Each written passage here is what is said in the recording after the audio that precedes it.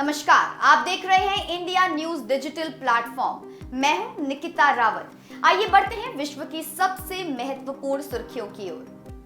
मध्य पूर्व में एक महत्वपूर्ण विकास सामने आया है। गाजा में इजराइल और हमास के बीच युद्ध विराम के बाद अब गाजा पट्टी में अंतर्राष्ट्रीय स्थिरीकरण बल की तैनाती की तैयारी की जा रही है। इजराइल की मीडिया रिपोर्ट के अनुसार इस बल में 3 मुस्लिम बहुल देशों इंडोनेशिया, पाकिस्तान और अजरबैजान के सैनिक शामिल होंगे। इस अंतर्राष्ट्रीय बल का मुख्य उद्देश्य गाजा में आंतरिक सुरक्षा और पुलिस व्यवस्था बनाए रखना, सीमाओं की सुरक्षा करना और हथियारों की तस्करी को रोकना है। इजरायली प्रधानमंत्री बेंजामिन नेतन्याहू का कहना है कि अगर कभी सुरक्षा में खतरा हो तो इजराइल कड़ा जवाब देगा।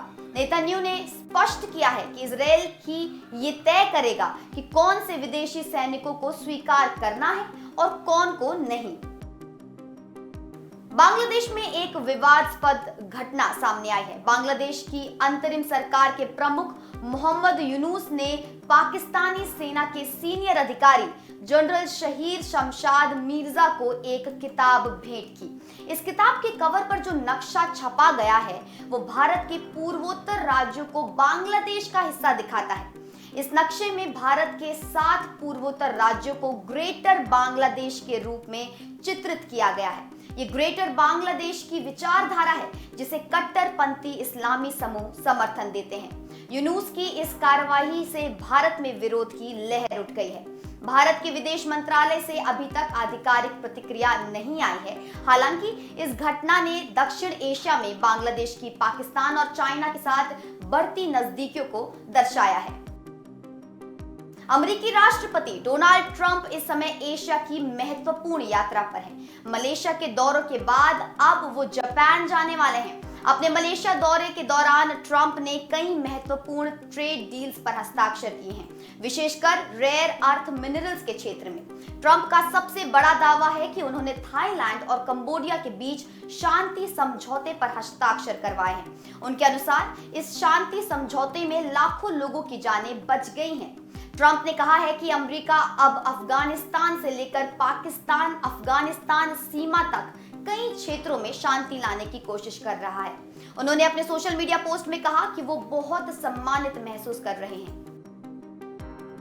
ब्रिटिश संवेदनशीलता से जुड़ी एक दुर्भाग्यपूर्ण घटना सामने आई है। यूके के उत्तरी इंग्लैंड में एक 20 साल की भारतीय मूल की महिला के साथ नस्लीय भेदभाव का शिकार होकर अपराध किया गया है। वेस्ट मिडलैंड्स पुलिस ने आरोपी को ढूंढने के लिए आपातकालीन अपील जारी की है। घटना शनिवार को वॉलसॉल के पार्क हॉल क्षेत्र में घटी। पीड़ित महिला को सड़क पर गंभीर परेशानी में पाया गया। पुलिस ने आरोपी का सीसीटीवी फुटेज जारी किया है।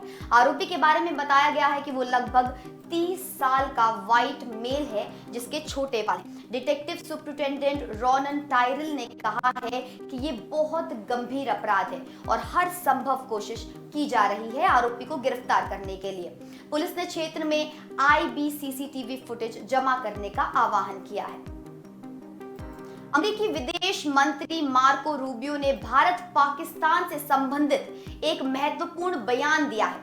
रूबियो ने कहा है कि अमेरिका पाकिस्तान के साथ अपनी स्ट्रैटेजिक पार्टनरशिप को मजबूत करना चाहता है, लेकिन इससे भारत के साथ अमेरिका की ऐतिहासिक और गहरी दोस्ती को कोई नुकसान नहीं होगा।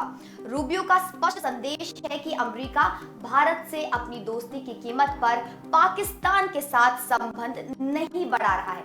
उन्होंने कहा है कि अमेरिका और पाकिस्तान पहले से ही एंटी टेररिज्म में मिलकर काम कर रहे हैं, लेकिन ये भारत के साथ हमारे संबंधों को प्रभावित नहीं करेगा। रूबियो ने भारत की परिपक्व विदेश नीति की तारीफ भी की है, जहां भारत विभिन्न देशों के साथ संतुलित संबंध रखता है। उनके अनुसार ये एक समझदारीपूर्ण और प्रैग्मैटिक विदेश नीति का उदाहरण है।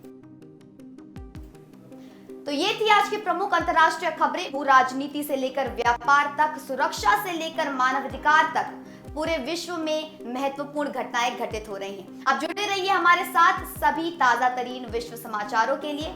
मैं हूं निकिता रावत और फिर मिलूंगी अगली बार और भी अधिक महत्वपूर्ण खबरों के साथ।